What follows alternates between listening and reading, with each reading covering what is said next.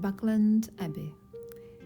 It used to be the home of Cistercian monks, but after the dissolution of monasteries in the 16th century, it became the residence of noblemen, with Sir Francis Drake probably being the most renowned occupant of the Tudor mansion house.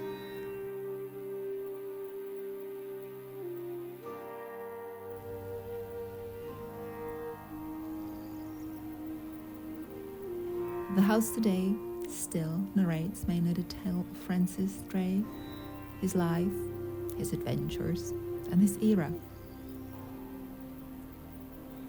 But to me, just like most of the times, it was the garden that inspired me the most. This was my second visit to Buckland Abbey. My first one was teeming with rain and falling leaves. It was late September, but still the place breathed a special atmosphere, which was why I wanted to return. My second visit came in the late spring, and this time the garden was teeming with flowers of all kinds, buzzing bees, and joyful bird songs.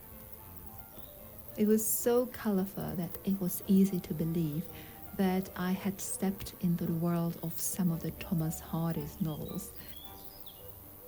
A place like this made me feel so joyful and happy, and I believe that this happiness resonates with everyone who shares the same passion for flowers and gardens.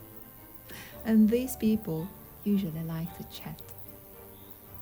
On that day, I encountered another fellow traveler. Her name was Birgit.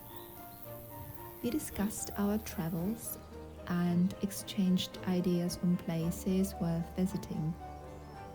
At that moment, neither of us expected that we would accidentally meet a couple of days later on Birgit's birthday, and we would become friends.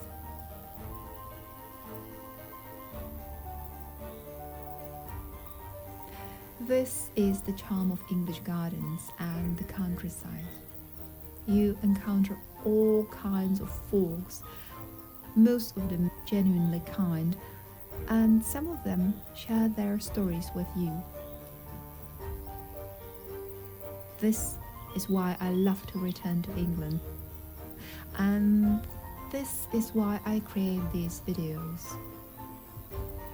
To preserve these special moments and memories and share them with everyone who, like me, enjoys getting lost in the secret gardens.